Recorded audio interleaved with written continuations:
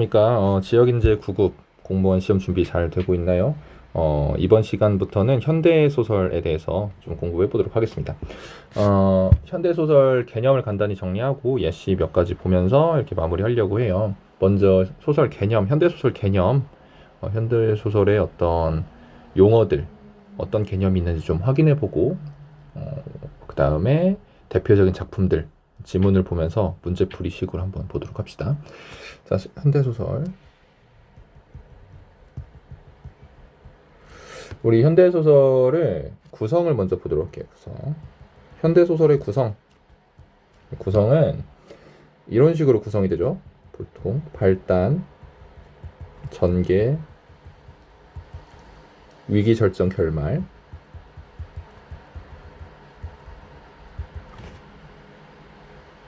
결말 이렇게 식으로 구성이 됩니다.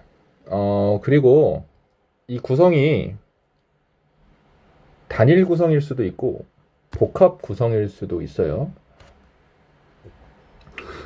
구성의 유형 해가지고 구성의 유형, 네, 단일 구성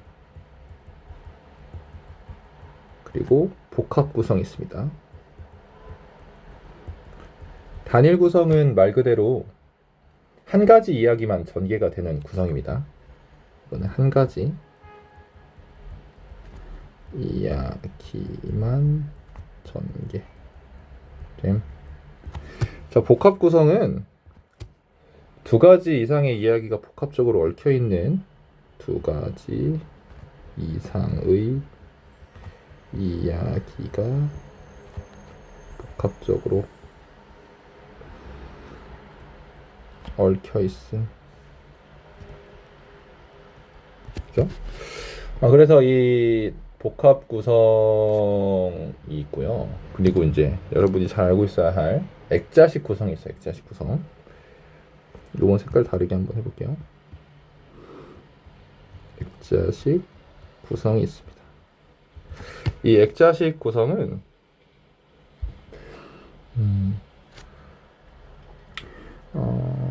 외부 이야기와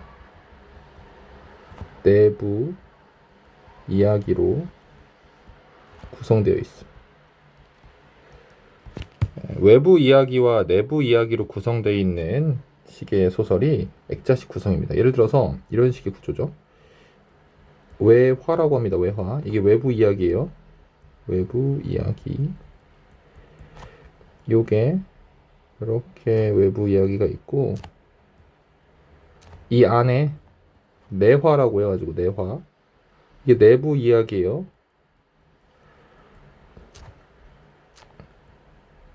이런 식으로 구성되어 있는 이게 소설이라고 치면 가상의 소설. 요거면은 뭐라고 한다고요? 액자식 구성이라고 한다. 액자식 구성이라고 합니다.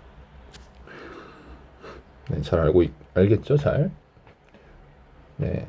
그리고 그리고 예, 사건 진행 방식에 따른 분류를 보도록 할게요. 세 번째, 다시 검은색으로 사건 진행 방식에 따른 분류.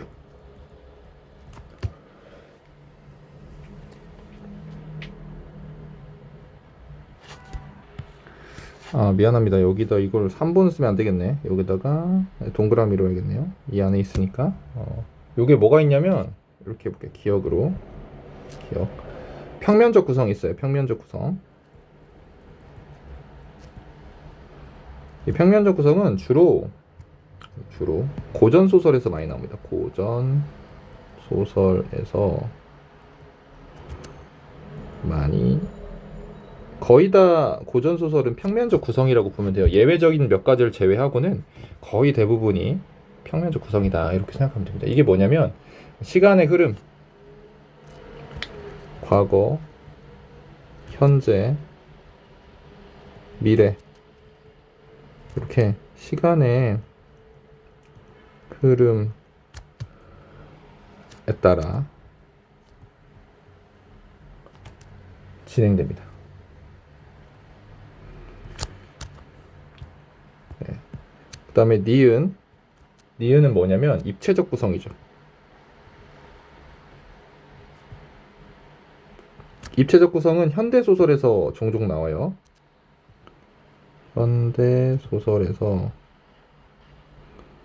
많이 나옴.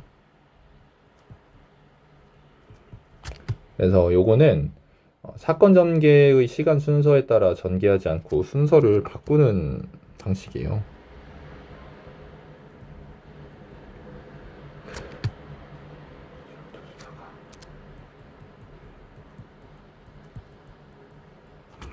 순서가 다양하게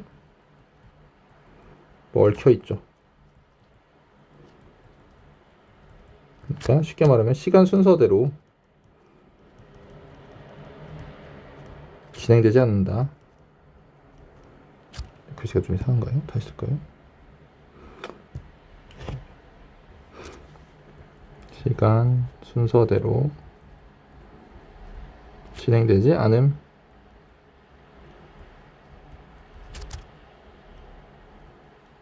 이렇게 잘 알고 있으면 되겠습니다. 네, 그러면 이제 문체를 보도록 할게요. 문체. 소설의 문체 보도록 합시다. 3번 문체. 이 문체란 뭐냐? 글을 쓰는 방식입니다. 글을 쓰는 방식. 그러니까 소설을 쓰는 현대 소설을 쓰는 어떤 작가가 있을 거 아니에요. 이 작가가 사람의 성격이 다 다르듯이 작가마다 각각의 쓰는 글을 쓰는 방식, 스타일이 다 다르거든요. 그래서 작가의 개성이라고 생각하면 될 것 같아요. 문제는 문장에 나타난 작가의 개성이죠. 스타일이라고 생각하면 되죠. 스타일.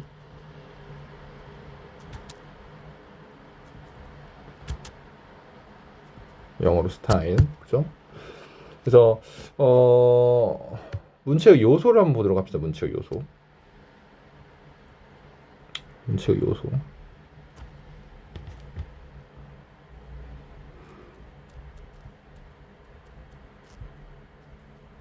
문체의 요소. 이 문체는 이건 좀 다른 색깔로 해볼게요.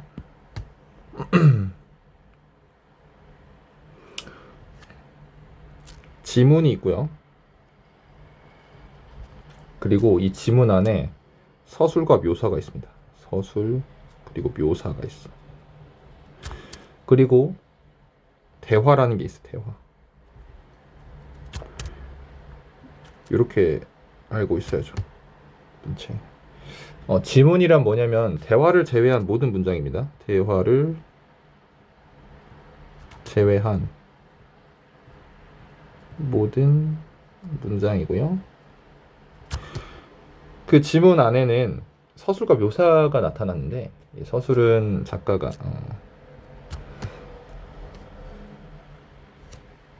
서술자가 내용을 직접 이야기하는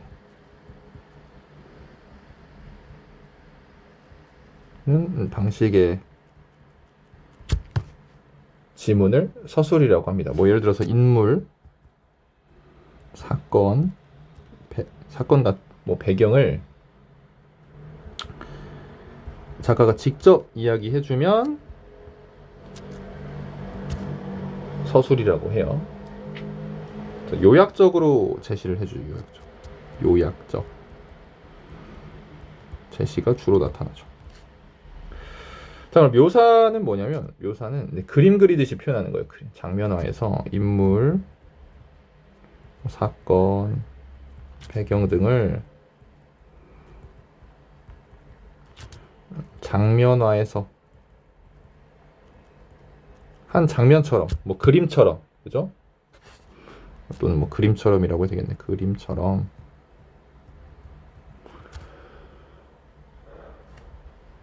구체적으로 전달. 구체적으로 전달합니다. 요게 이제 묘사죠. 그래서 그림처럼 묘사한다고 생각하면 됩니다. 그림처럼 이렇게 서술은 직접 말해주긴 말해주는데 요약적으로 말해준다 생각하면 되고요. 묘사는 꼭 알고 있으세요. 묘사는 왜냐하면 묘사는 너무 시험에 자주 나오는 용어니까 이 그림처럼 구체적으로 인물 사건 배경을 장면화하여 말해주는 부분이 묘사입니다. 묘사. 대화를 한 칸 뒤에 써야겠네요. 대화.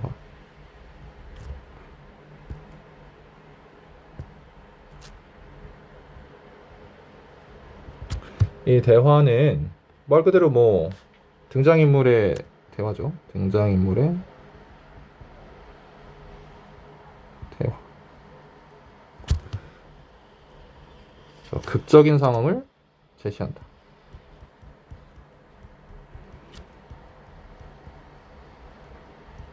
이 극적이라는 게 여러분 이걸 잘 알고 있어요. 극적인 상황. 응? 이 극이 뭐냐면은 연극 같은 연극, 극갈래 있죠. 희곡이나 또는 뭐 시나리오 있죠. 요런 극적인 상황이라는 게 극 같다. 마치 연극 같은 상황이다. 대화를 하니까. 그래서 극적인 상황을 제시했다 하면은 맞는 표현이죠. 대화를 했을 때. 그리고 마지막 어조입니다. 어조.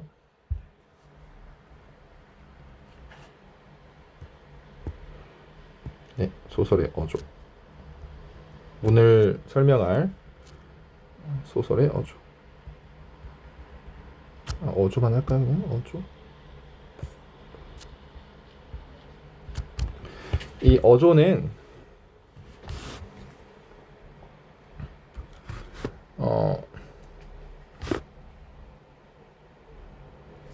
언어에 나타나는 분위기라고 생각하면 됩니다. 분위기, 분위기. 그래서 뭐 기분 이 정도로 생각하면 되고 문체랑 뭐 크게 구분을 안 해도 상관없어요. 그래서 이 어조에 따라서 분위기가 달라지고 소설 분위기가 달라지고 등장인물 어떤 독자가 느끼는 기분이 달라진다는 거죠. 어조의 종류를 몇 가지만 보고 끝낼게요. 어조의 종류가 뭐가 있냐? 해학적 어조가 있어. 해학적 어조. 아이고. 네. 해학적 어조는 뭐 웃음을 유발하는 거겠죠. 웃음 유발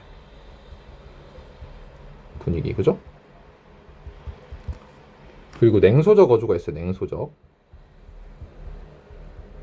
이거는 냉소라는 건 차가운 웃음이거든. 그래서 비웃음.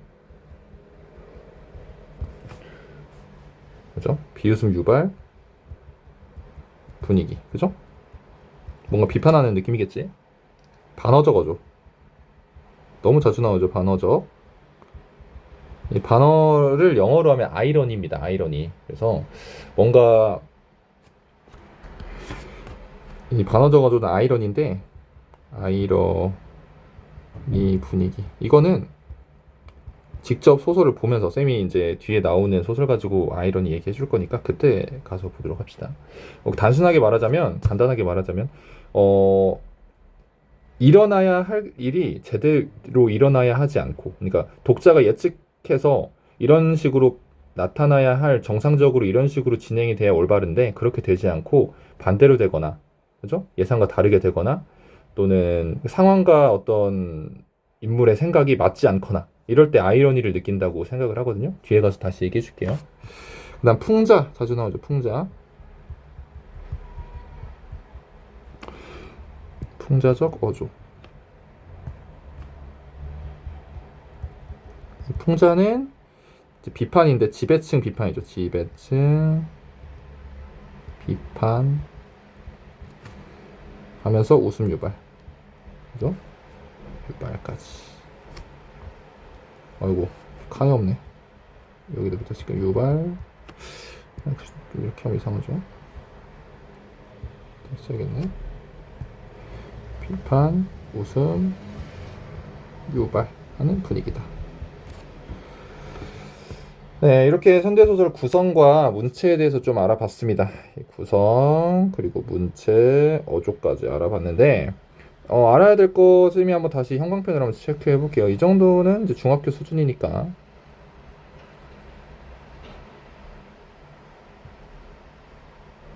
알고 있으면 좋죠. 발단 전개, 위기 절정, 결말로 이루어진다. 이게 희곡 같은 경우는 달라. 희곡은 발단, 전개, 절정, 하강, 대단원이라는 용어를 써요. 희곡에서는. 아이고, 이게 진짜 이게 태블릿이 좋긴 한데 쓰기가 어려울 때가 있어 이렇게.